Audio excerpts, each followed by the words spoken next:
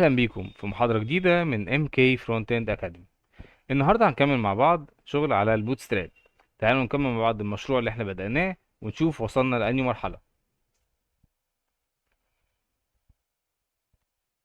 دي كانت البداية بتاعتنا، عملنا اللوجو وعملنا الناف بار وعملنا الهيرو سيكشن وكمان عملنا الفيتشرز بتاعتنا. والنهاردة هنبدأ في الفيتشرد برودكت. طيب، عبارة عن ايه؟ عبارة عن هو كارد وفيه كلام ونجوم وسعر وعلامة الشوب ناو أو علامة إضافة إلى الكارد. طيب، تعال نشوف مع بعض هنبدأ فيه إزاي. تعالى كده نقفل السكشن ده خلصناه، وتعالى نبدأ سكشن جديد.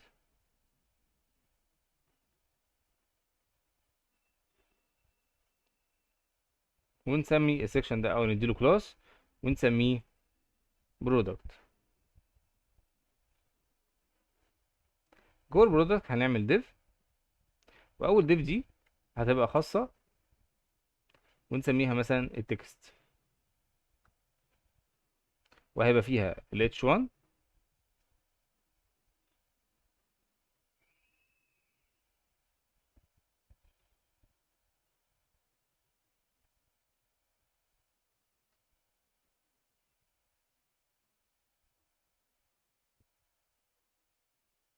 وتحتيها باراجراف، أو ممكن تبقى سبان زي ما أنت عايز، مفيش مشكلة بالمنظر ده.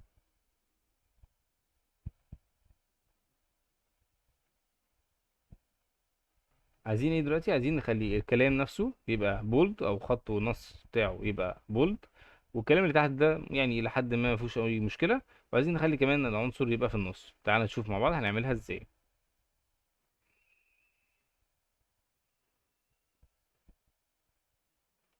عند ال H1 هنديله كلاس ونسميه فونت بولد. تمام.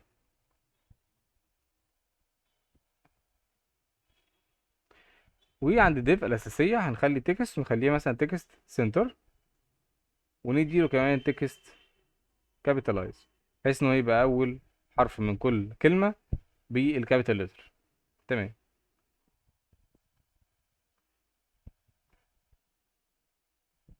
وده هيبقى الشكل بتاعنا، قريب جدا من التصميم بتاعنا الاساسي. بس عشان تبقى في حاجه مهمه، احنا هنا عاملين المفروض ان في مسافه ما بين الجزء بتاع الفيتشر والجزء بتاع البرودكت نفسه. تمام، هنا مش موجود. طيب هنعمله ازاي؟ بكل بساطه هنيجي عند البرودكت الاساسيه ونعمل لها بي واي 5، بحيث انها تاخد مسافه ما بين العنصر السكشن اللي قبليه والسكشن اللي بعديه بمقدار تقريبا 3 رم. 3 رم. ممتاز جدا. طيب، خلاص كده خلصنا الديف دي. تعال نشوف الديف التانية. نبدأ نعمل ديف أساسية. الديف بقى دي المفروض انها هتبقى شايلة كل العناصر بتاعتنا.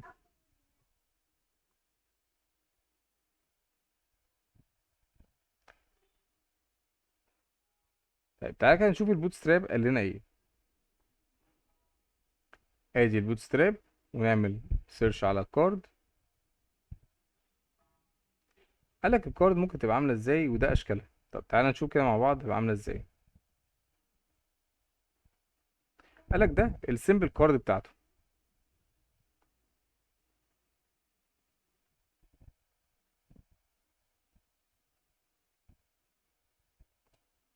السيمبل كارد بتاعته هتبقى عاملة ازاي؟ عبارة عن ايمج، كارد تايتل، وتكست، والبوتوم. تقريبا ده الشكل اللي احنا قريب جدا للي احنا عايزينه. طب هل في كاردز تانية؟ قالك والله في كارد من غير صورة زي دي، وقال لك في كارد بصورة بس من غير زرار، وقال لك كمان في ليست جروب عشان تبقى فيه اكتر من عنصر جواه. ممتاز. ودي شكل العناصر او شكل الكاردز اللي موجودة في البوت ستراب. طيب احنا الى حد ما كبير الجزء الاولاني ده او الكارد الاولاني هي اكتر شكل احنا محتاجينه. تعالى ناخده كوبي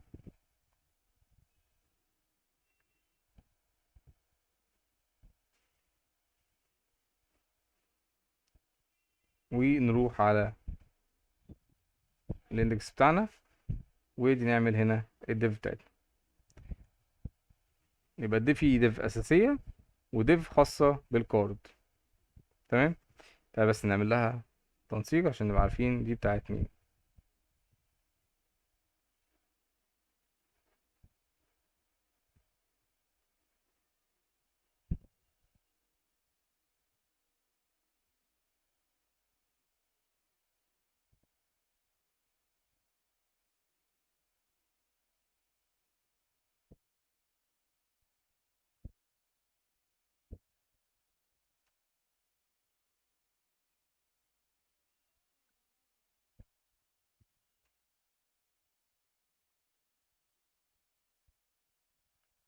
ماشي، هنغير كده بقى هنا السورس كود بتاع الصوره ونعمله ايمج.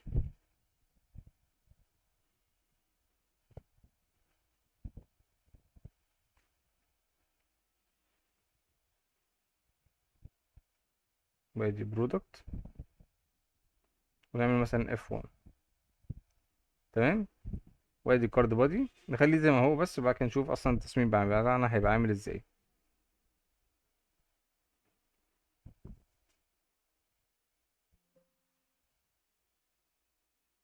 هيبقى معانا بالشكل ده.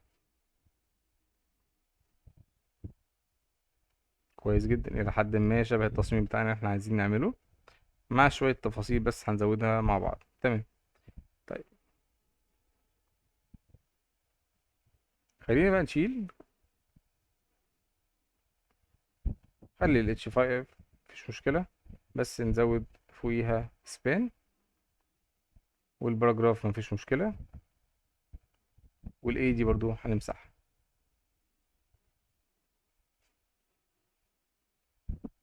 ممتاز.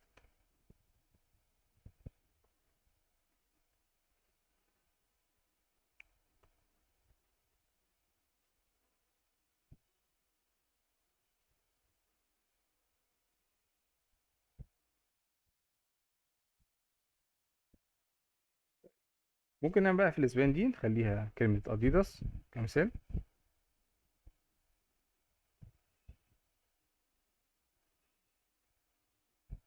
ونديها كلاس ونخليها تكست ميوتد علشان يبقى الشكل بتاعنا يعني لونه خفيف شوية، ونعمله على الام اكس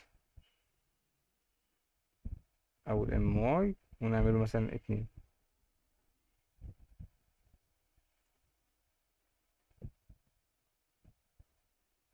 بي واي نخليه 2. تمام. والاتش 5 هي كارد تايتل، ونغير مثلا نخليه نايس مثلا تي شيرت.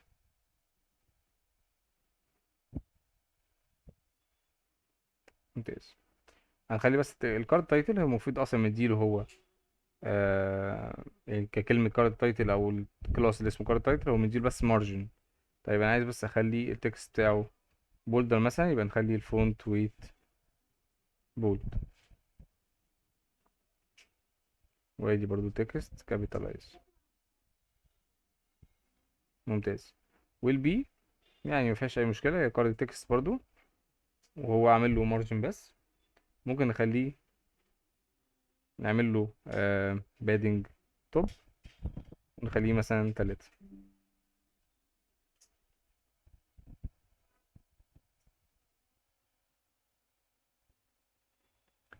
طيب هنعمل ايه تاني؟ هنعمل برضو بادنج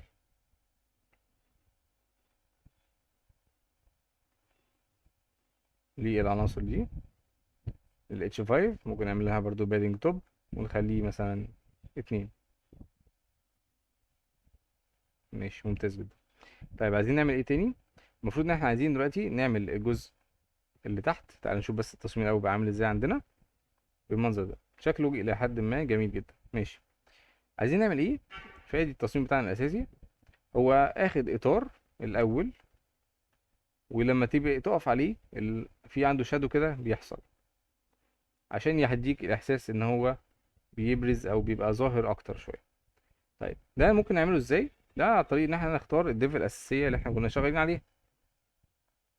بمعنى ايه؟ الديف اللي شايله كل الكارد دي كلها هي اللي فيها الشغل كله.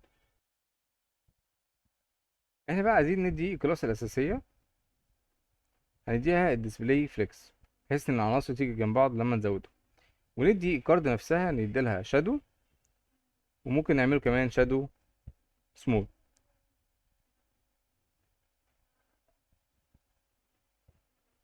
تمام. وادي الكلاس بتاعنا الاساسي عشان يبقى اخد الكونتينر. هندي لها بيدنج توب 5.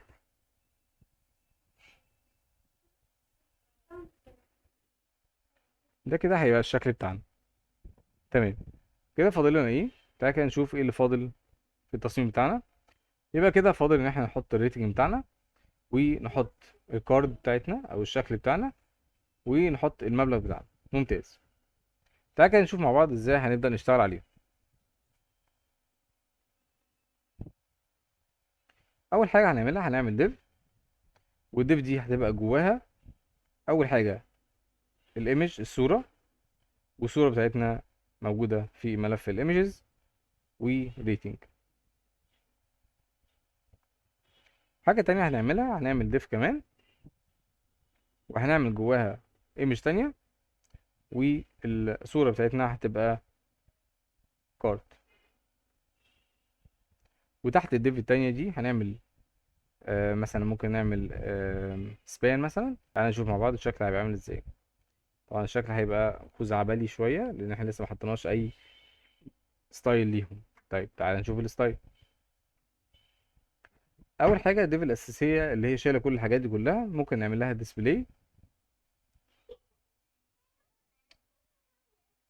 علشان يجوا جنب بعض. وهنعمل كمان justify content between و align item center، بحيث العناصر كلها تبقى جنب بعض. حاجه تانية هنعملها هندي الكلاس الاولاني او الصوره الاولانيه دي نديها كلاس. اول حاجه نديها لها image fluid عشان يبقى الويتس بتاعها حجمه مميز. وهنديها كمان الويتس بتاعها او الويتس بتاعه هيبقى 50%، يعني هيدي نص الصفحه بتاعتها. ممتاز. بالنسبه للديف التانية اللي شايله الكارت هنديها كلاس، وهنسميها اسمها كارت ايمج. هنديهم بقى ايه؟ كارت ايمج. ادي دوت كارت ايمج، ونعمل لها باك جراوند كلر نسميه فار، والمين كلر، وهنعمل لها ويتس مثلا 20 بكسل، وهايت 20 بكسل. ممتاز. وهنديها راوندد سيركل بحيث انها تبقى دايرة. ممتاز. والديف دي عشان برضو تبقى اخدة مسافة ما بين الجناب هنديها بي واي بادنج الواي اكس، بادنج على الاكس 2. تمام. ممتاز جدا.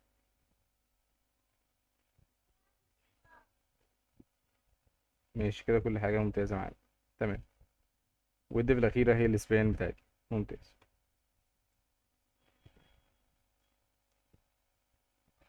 احنا بس ممكن نزود الهايت ونخلي مثلا ده 50، نخلي ده 50. كبير شوية نخلي مثلا 30.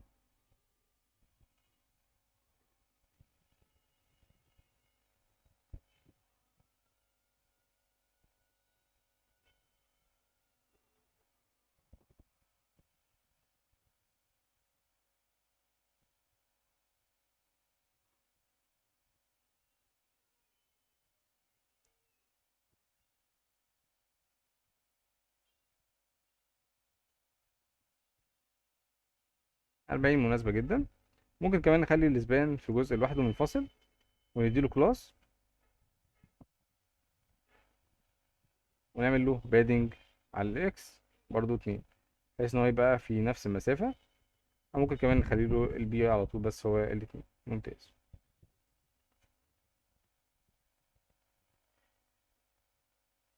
ماشي.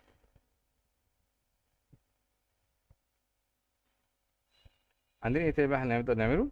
عندنا الصورة وكل حاجة مظبوطة عندنا، فاضل بس ان احنا نشوف التصميم بتاعنا هيبقى عامل ازاي. طيب بعد كده هنبدأ مع بعض ان احنا نعمل كلاس للايمج دي ونعملها ايمج فلويد، والمارجن هنعمله مارجن على الواي 2. تمام.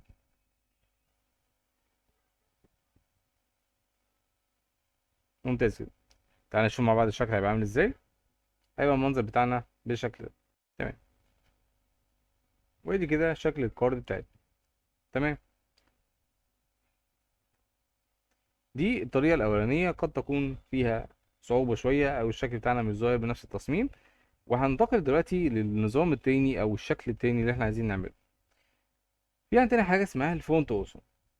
فونت أوسم دي خلينا نشرحها في المحاضرة الجاية علشان تقدر تتابعنا بكل تفاصيل.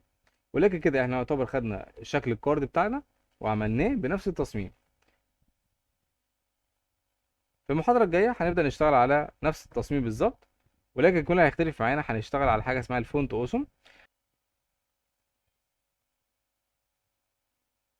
الفونت أوسم عبارة عن ايه؟ عبارة عن أيقونات هو بيديها لك بشكل أسهل بكتير جدا إن أنت تعملها. تعال نشوف مع بعض الشكل ده عامل ازاي. كمثال أنا عايز أعمل دلوقتي الريتنج. بكل بساطة هو هيبدأ يديني شكل الريتنج بتاعي.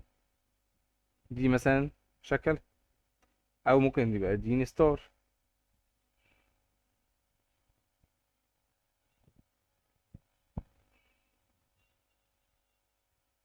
بالشكل ده. ادي الستار بتاعنا. فانا كل الفكره ان انا هاخد الشكل ده وهبدا ان انا احطه عندي بشكل ايكون، وبكده انا عملت التصميم بتاعي. او كمثال عايز انا اشتغل دلوقتي على شوبينج كارد. ادي كارد شوبينج، هاخد برضو الايكون وانزلها ويبقى كده التصميم عندي خلاص. ليه بعمل كده؟ بدل ما انا احط صوره بحط ايكون. شكل الايكون اسهل واقل في الحجم بتاعي. خليني نشوف ده المحاضره الجايه. كان معاكم محمد صالح من ام كي فرونت اند اكاديمي. ما تنساش تتابعنا علشان يوصلك كل جديد. مع السلامه. The right MK for Web Solutions.